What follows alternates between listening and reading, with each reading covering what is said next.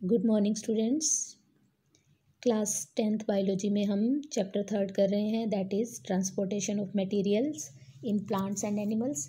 और आज हम ह्यूमन हार्ट के बारे में पढ़ेंगे कि ये वो ट्रांसपोर्टिंग ऑर्गन है जो मटेरियल्स को एक जगह से दूसरी जगह पहुंचाने में हेल्प करता है, ब्लड की हेल्प लेके। तो सबसे पहले हम पढ़ेंगे ह्यूमन बीइंग के अंदर जो पंपिंग ऑर्गन है, दैट इज़ हार्ट। हमारी बॉडी के अंदर जो सेल्स होती हैं, सेल्स को अपनी वर्किंग करने के लिए फूड की ज़रूरत होती है, न्यूट्रिएंट की ज़रूरत होती है। तो जो खाना हम खाते हैं वो खाना डाइजेस्ट होने के बाद डाइजेस्टिव सिस्टम के थ्रू सेल्स तक पहुंचाया जाता है। इसी तरह ऑक्सीजन जो है वो भी सेल को चाहिए है रेस्पिरेशन करने के लिए, तो न्यूट्रिएंट और ऑक्सीजन सेल तक पहुंचाए जाते हैं। और जो सेल के अंदर वेस्ट मटेरियल बनते हैं, जैसे कार्बन डाइऑक्साइड या नाइट्रोजन के वेस्ट बनते हैं, उनको सेल से बाहर रिमूव करवाया जाता है। तो ये फंक्शन जो है किस तरह से परफॉर्म हो रहा है सेल के अंदर, कि उस तक मटेरियल कैसे ट्रांसपोर्ट हो रहे हैं और वहाँ से वेस्ट मटेरियल निकल के कैसे बाहर जा रहे हैं। तो ये फंक्शन एक तो ब्लड की हेल्प से परफॉर्म होता है, ब्लड ही कैरी करके ले जाता है चीज़ों को। और ब्लड को ऐसा करने के लिए कौन जो है बताता है कि ऐसा वहाँ से मटेरियल लेना है और दूसरी जगह भेजना है, तो वो है पंपिंग ऑर्गन हार्ट।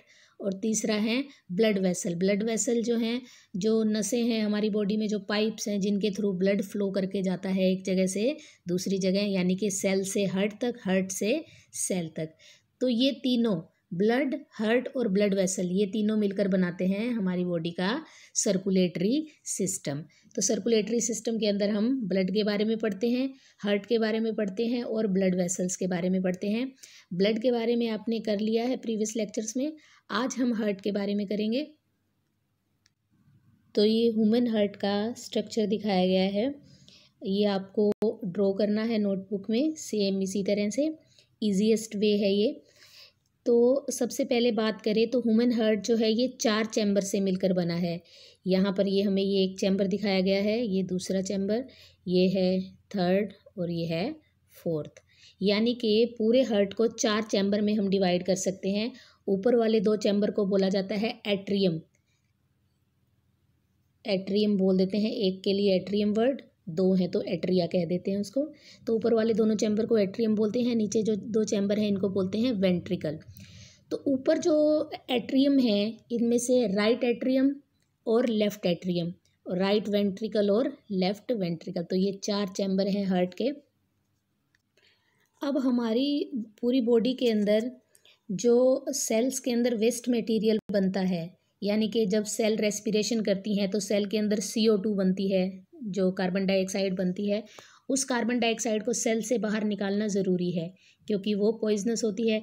तो उस CO2 जो है उसको ब्लड सेल से कैरी करता है और हार्ट तक पहुंचाता है। ठीक है, यहाँ से ब्लड कैरी करके ले जाता है CO2 को, और कहाँ पे पहुंचाता है? हार्ट तक। हार्ट के अंदर जो है ब्लड, ये जो CO2 वाला ब्लड है वो जाके सीधा एंट्री करता है राइट एट्रियम के अंदर। राइट एट्रियम के अंदर जो है 2 तरह की जो वीन्स हैं ब्लड लेके आ रही हैं, एक है सुपीरियर वीना कैवा और एक है inferior Veena cava. Superior Veena cava क्या है? जो हमारी बॉडी के अपर पार्ट से, हार्ट से जो ऊपर वाले पार्ट हैं वहाँ से कार्बन डाइऑक्साइड वाला ब्लड लेके आ रही है, और जो इन्फीरियर वीना कैवा है ये हमारी बॉडी के लोअर पार्ट से जो कार्बन डाइऑक्साइड वाला ब्लड लेके आ रही है। तो ये दोनों सुपीरियर और इन्फीरियर वीना कैवा कहाँ पर एंटर करते हैं? राइट एट्रियम के अंदर आके खुलते हैं यहाँ पे। तो ये कौन सा ब्लड आ रहा है यहाँ पे? कार्बन डाइऑक्साइड वाला, यानी कि बिना ऑक्सीजन वाला ब्लड आ रहा है। इसको डीऑक्सीजनेटेड ब्लड भी बोलते हैं, डीऑक्सीजनेटेड ब्लड। यानी कि जो राइट एट्रियम है इसके अंदर डीऑक्सीजनेटेड ब्लड एंटर करता है हार्ट के पास। अब राइट एट्रियम के अंदर डीऑक्सीजनेटेड ब्लड आ गया, बिना ऑक्सीजन वाला ब्लड यहाँ पर आकर इकट्ठा हो गया है। तो जब ये राइट एट्रियम पूरी तरह से भर जाता है तो राइट एट्रियम और राइट वेंट्रिकल के बीच में वाल्व लगे हुए हैं जिनको बोलते हैं ट्राइकस्पिड वाल्व। ये 3 कस्पिड बने हुए हैं इसके अंदर, इनको ट्राइकस्पिड वाल्व कहा जाता है। तो जब ये राइट एट्रियम पूरी तरह से ब्लड से फिल हो जाता है तो इसकी मसल से मैसेज आता है इसके पास कि ये सारा का सारा ब्लड आगे वाले चैम्बर में ट्रांसपोर्ट कर दो। तो ये वाल्व खुल जाते हैं, ट्राइकस्पिड वाल्व जो है, और सारा ब्लड कहाँ पर आ जाता है, राइट वेंट्रिकल के अंदर। कौन सा ब्लड है ये, डीऑक्सीजनेटेड ब्लड, जिसको हम बिना ऑक्सीजन वाला ब्लड कह रहे हैं। ये सारा ब्लड यहाँ राइट वेंट्रिकल में आके इकट्ठा हो गया। राइट एट्रियम जो है अब खाली हो गया। खाली जैसे होता है तो ये ट्राइकस्पिड वाल्व के अंदर एक प्रॉपर्टी है कि ये ब्लड को ऊपर से नीचे तो आने देते हैं, वापस नीचे से ऊपर नहीं जाने देते, यानी बैक फ्लो नहीं हो सकता ब्लड का। ट्राइकस्पिड वाल्व की ये प्रॉपर्टी है कि एक बार अगर ये बंद हो गए तो वापस ये ब्लड को राइट वेंट्रिकल से राइट एट्रियम में नहीं जाने देते। तो अब राइट एट्रियम पूरा एम्प्टी हो चुका है और ब्लड कहाँ पे आ गया है, राइट वेंट्रिकल में। कैसा ब्लड है ये, जिसके अंदर CO2 प्रेजेंट है और ऑक्सीजन जो है वो नहीं है। तो ये CO2 वाला ब्लड जो है यहाँ राइट वेंट्रिकल से निकल के ये पहुँचेगा लंग्स के पास, जो फेफड़े होते हैं, लंग्स होते हैं, वहाँ पर पहुँचेगा। वहाँ पर लंग्स क्या करेंगी, लंग्स जो है वो CO2 वाले ब्लड में से CO2 को लेके बाहर, जब हम सांस छोड़ते हैं बाहर की तरफ तो CO2 को बाहर निकाल देते हैं और वहाँ से ऑक्सीजन को अंदर ले जाते हैं। तो लंग्स क्या करेगी, ये वेंट्रिकल वाला ब्लड पहले लंग्स के पास जा रहा है, ये यहाँ से पल्मोनरी एरोटा। पल्मोनरी एरोटा क्या है, एक जो है बड़ी आर्टरी है, पल्मोनरी वर्ड होता है लंग्स के लिए, जो कहाँ पर ले जा रही है ब्लड को, लंग्स के पास। लंग्स के अंदर जब जैसे ही ये CO2 वाला ब्लड पहुंचा, वहाँ पर CO2 वहाँ पे एक्सचेंज हो गई, CO2 बाहर चली गई और बाहर से O2 ब्लड के अंदर आ गई। अब O2 वाला ब्लड लंग्स जो है सिस्टेमिक एरोटा, एक दूसरी एरोटा, ये पिंक कलर से जो दिखाई हुई है, इसके अंदर भेज देता है। लंग्स जो हैं, कौन से वाला ब्लड, अब ऑक्सीजन वाला ब्लड। यहाँ से CO2 वाला ब्लड लंग्स तक गया था इसके थ्रू, और ऑक्सीजन वाला ब्लड जो है ये पिंक कलर की आर्टरी के थ्रू आ रहा है लेफ्ट वाले एट्रियम में। अब ब्लड आ गया है लेफ्ट एट्रियम के अंदर। कौन सा ब्लड है ये, ऑक्सीजन वाला, CO2 को बाहर निकाल दिया लंग्स ने। जब ये लेफ्ट एट्रियम पूरी तरह से भर जाता है तो यहाँ पर एक वाल्व लगा हुआ है जिसको बोलते हैं बाइकस्पिड वाल्व, 2 लेयर वाला वाल्व लगा हुआ है। तो ये खुल जाता है और ये लेफ्ट एट्रियम से जो ब्लड है लेफ्ट वेंट्रिकल में आ जाता है। तो इस तरह से हमने देखा कि जो हार्ट के राइट साइड वाले चैम्बर हैं उनमें बिना ऑक्सीजन वाला ब्लड है, और जो लेफ्ट साइड वाले चैम्बर हैं उनमें ऑक्सीजन वाला ब्लड है, यानी ऑक्सीजनेटेड ब्लड है। लेफ्ट वेंट्रिकल के पास अब ऑक्सीजनेटेड ब्लड पहुंच चुका है।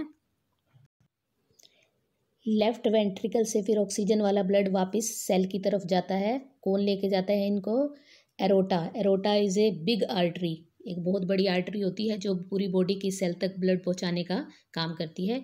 तो वापस ऑक्सीजन वाला ब्लड सेल के पास पहुंच रहा है, फिर वहाँ से CO2 वाला ब्लड जो है इस राइट साइड वाले चैम्बर में से एंटर करता रहेगा।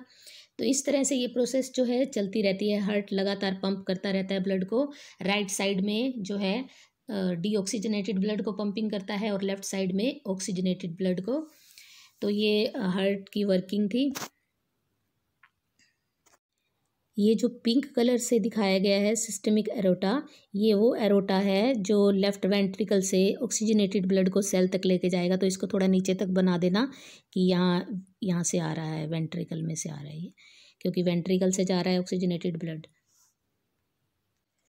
तो ये फ्लो चार्ट की हेल्प से सर्कुलेशन को समझाया गया है कि कैसे जो बॉडी के ऑर्गन होते हैं, बॉडी की सेल्स होती हैं, वहाँ से CO2 वाला ब्लड उसको वीना कैवा लेके जाती है राइट एट्रियम के अंदर। राइट एट्रियम से फिर ब्लड जाता है राइट वेंट्रिकल में। राइट वेंट्रिकल से ये फिर शुद्ध होने के लिए लंग्स के अंदर पहुँचाया जाता है। यहाँ पर ये लंग्स के अंदर पहुँच गया। लंग्स उस ब्लड में से CO2 को बाहर निकाल देती हैं और ऑक्सीजन को ऐड कर देती हैं। फिर वो ऑक्सीजन वाला ब्लड जो है लेफ़्ट एट्रियम में आता है, लेफ़्ट एट्रियम से लेफ़्ट वेंट्रिकल में, और फिर लेफ़्ट वेंट्रिकल से पूरी बॉडी तक पहुँचाया जाता है ये। ठीक है, तो एक चीज़ यहाँ पर जो ब्लड वेसल का बहुत इंपॉर्टेंट रोल है, आर्टरी और वीन्स का। जो ब्लड वेसल हार्ट से दूर जा रही हैं, यानी ब्लड को हार्ट से दूर लेके जा रही हैं, उनको कहा जाता है आर्टरी। ठीक है, और जो ब्लड को हार्ट की तरफ लेके आ रही हैं उनको कहा जाता है वीन्स। तो जो ये वीना कैवा है, ये एक बहुत बड़ी वीन है जो ब्लड को लेके जा रही है हार्ट की तरफ। ठीक है। इसी तरह एरोटा एक बहुत बड़ी आर्टरी है जो ब्लड को हार्ट से दूर लेके जा रही है, तो हार्ट से दूर जाने वाली होती है आर्टरी, हार्ट की तरफ आने वाली होती हैं वेन्स। पल्मोनरी वर्ड जहाँ पे ऐड हो गया, पल्मोनरी का मतलब होता है लंग्स, कि लंग्स की तरफ जाने वाली आर्टरी या लंग्स से आने वाली वेन्स। हार्ट की वर्किंग में हमने ये नोट किया कि हार्ट में से जो ब्लड है वो दो बार सर्कुलेट कर रहा है, एक बार राइट साइड से, एक बार लेफ्ट साइड से। तो इसको बोलते हैं डबल सर्कुलेशन, कि हार्ट के अंदर से ब्लड का दो बार फ्लो करना, दैट इज डबल सर्कुलेशन। इस डबल सर्कुलेशन का हम दो पार्ट में डिवाइड कर देते हैं, pulmonary circulation and systemic circulation. Systemic circulation में क्या होता है कि जो बॉडी की सेल्स हैं उससे ब्लड जो है हार्ट की तरफ जा रहा है, ठीक है, और हार्ट से वापस बॉडी की सेल्स की तरफ आ रहा है, इसको बोलते हैं सिस्टमिक सर्कुलेशन। पल्मोनरी सर्कुलेशन मतलब हार्ट से लंग्स की तरफ ब्लड जा रहा है, लंग्स से वापस हार्ट की तरफ ब्लड आ रहा है, इसको बोलते हैं पल्मोनरी सर्कुलेशन। तो ये दो तरह से सर्कुलेशन हो रही है, इसको बोलते हैं डबल सर्कुलेशन। अब ह्यूमन बीइंग के अंदर 4 चैम्बर हार्ट है, तो जो एडवांस ऑर्गेनिज्म होते हैं यानी वार्म ब्लडिड ऑर्गेनिज्म होते हैं उनके अंदर 4 चैम्बर हार्ट होता है, बर्ड्स और मैमल्स के अंदर। लेकिन जो फिशेस हैं इनके अंदर 2 चैम्बर हार्ट होता है, 2 ही चैम्बर होते हैं हार्ट के, एक एट्रियम और एक वेंट्रिकल। जो रेप्टाइल और एम्फीबियन है यानी फ्रॉग्स वाली कैटेगरी है या लिजर्ड वाली कैटेगरी है, एम्फीबियन और रेप्टाइल्स वाली, उनके अंदर 3 चैम्बर हार्ट होता है, 3 चैम्बर में, जिसमें 2 एट्रियम और एक वेंट्रिकल होते हैं उनके अंदर।